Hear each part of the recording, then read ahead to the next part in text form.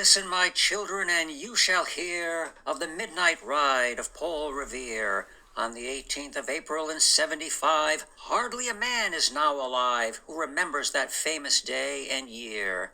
He said to his friend, if the British march by land or sea from the town tonight, hang a lantern aloft in the belfry arch of the North Church Tower as a signal light. One if by land and two if by sea, and I on the opposite shore will be, ready to ride and spread the alarm through every Middlesex village and farm, for the country folk to be up and to arm. Then he said good night, and with muffled oar silently rowed to the Charlestown shore. Just as the moon rose over the bay, where swinging wide at her moorings lay the Somerset British man-o'-war, a phantom ship with each mast and spar across the moon like a prison bar, and a huge black hulk that was magnified by its own reflection in the tide.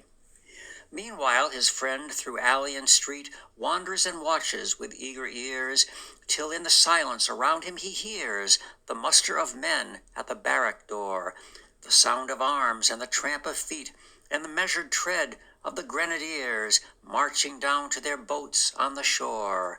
Then he climbed the tower of the old North Church by the wooden stairs with stealthy tread to the belfry chamber overhead, and startled the pigeons from their perch on the somber rafters that round him made masses and moving shapes of shade. By the trembling ladders steep and tall, to the highest window in the wall, where he paused to listen and look down a moment on the roofs of the town and the moonlight flowing over all. Beneath in the churchyard lay the dead in the night encampment on the hill, wrapped in silence so deep and still that he could hear, like a sentinel's tread, the watchful night wind as it went creeping along from tent to tent, and seeming to whisper, all is well. A moment only he feels the spell of the place and the hour and the secret dread of the lonely belfry and the dead. For suddenly all his thoughts are bent on a shadowy something far away, where the river widens to meet the bay, a line of black that bends and floats on the rising tide like a bridge of boats.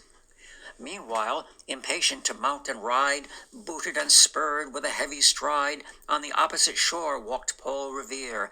Now he patted his horse's side, now he gazed at the landscape far and near, then, impetuous, stamped the earth, and turned and tightened his saddle girth.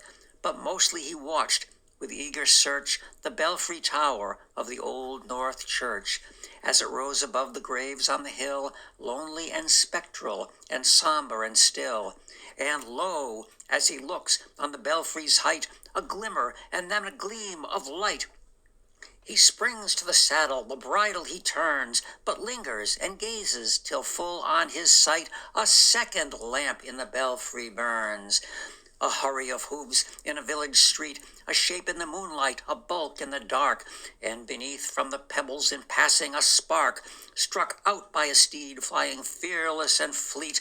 That was all, and yet through the gloom and the light the fate of a nation was riding that night, and the spark struck out by that steed in his flight kindled the land into flame with its heat.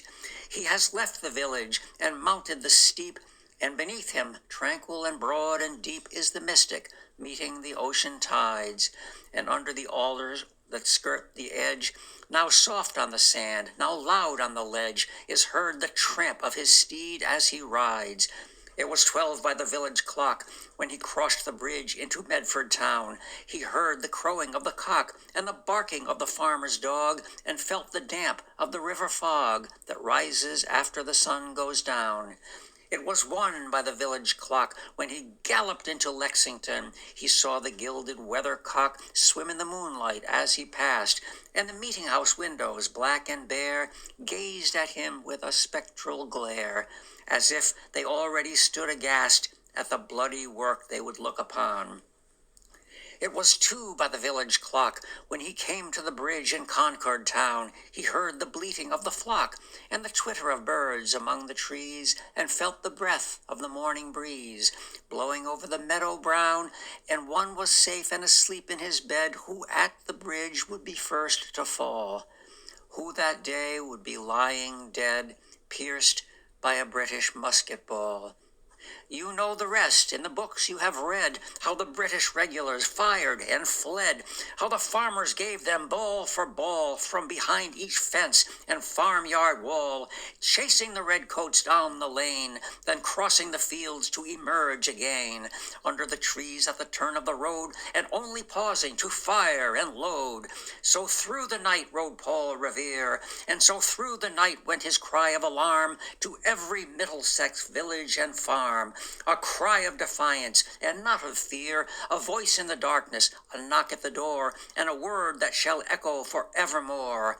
For borne on the night wind of the past, through all our history to the last, in the hour of darkness and peril and need, the people will waken and listen to hear the hurrying hoofbeats of that steed and the midnight message of Paul Revere.